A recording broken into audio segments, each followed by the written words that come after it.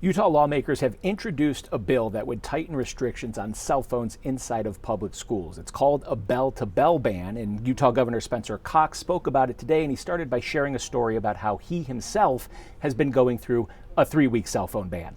It's been incredible just to feel my own brain starting to rewire itself back to the way it used to be.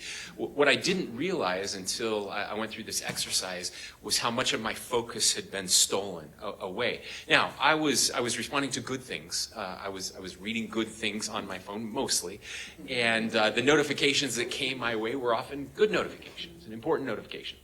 But they took away from my ability to focus. I would sit down to write, and I would finally get to where I was writing, and a notification would pop up, and my attention would be drawn away. Now, what I want to say is, it is not a fair fight. This device, the most powerful device in the history of mankind, my brain, our primitive brains can't compete, our ability to focus can't compete with everything that this has to offer. And it is intentionally designed to rewire the neural pathways in all of our brains that make it impossible for us to focus and to get into that flow state, which is where true learning and thinking actually occurs. And so we feel like we're busy, we feel like we're doing things, important things, when in fact we're not, and that's being taken away from us. And if it's not a fair fight for those of us that are adults, you can imagine the fight that we are having with our kids and their focus. The governor says this is another step in helping kids regain focus inside of the classrooms. School is not just about classroom time. It's certainly about classroom time. There are important lessons. Learning happens there. But learning happens in other ways as well. Learning happens when we're walking down the hall. Learning happens when we're out on the playground during recess. Learning happens during lunchtime. And these are social skills, social learning, where we're looking people in the eye, we're having actual conversations, we're engaging. This is how we develop the human brain, but also how we develop as human beings. And we need that development now more than ever, especially with the advent of artificial intelligence. If we thought it wasn't a fair fight with the social media companies, the fight is going to completely overwhelm us with AI chatbots and their ability to not just rewire our brains, but to hijack everything that makes us human. And we can't allow that to happen in our schools. Utah was the first state in the nation to be really aggressive to hold social media companies accountable with several bills that they have passed. However, the governor admits they have fallen behind on these cell phone bell-to-bell bills. I could go through every single bill that we've passed.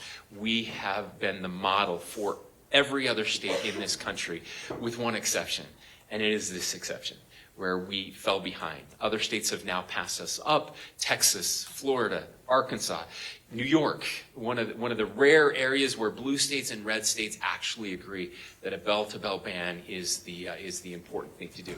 There is a school in Kentucky that after they passed their bell-to-bell ban, says that they checked out more books at the school library in 1 month than they did all of last year. And there are some schools here in Utah, even though it's not law yet, that have implemented a bell-to-bell ban.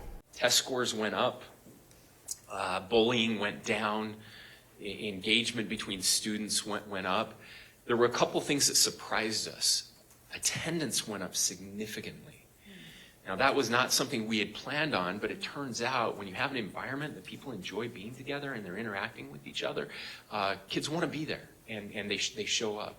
That helps to solve some of the chronic absenteeism that we're dealing with in our schools. But he said there was one thing that they didn't anticipate. A few days after this started, they heard a noise in the lunchroom. It was so loud that they thought that there was a fight happening in the lunchroom. I don't know if you've ever been in a school when a fight breaks out, but there's a certain particular noise that attracts teachers' attention very quickly. They ran to the lunchroom and went in there, and there was no fight. There was conversation. It was something they hadn't heard in years. The kids were talking and laughing and having fun and not staring at these screens. Kids started to bring games to school, like Uno, board games, and playing with each other.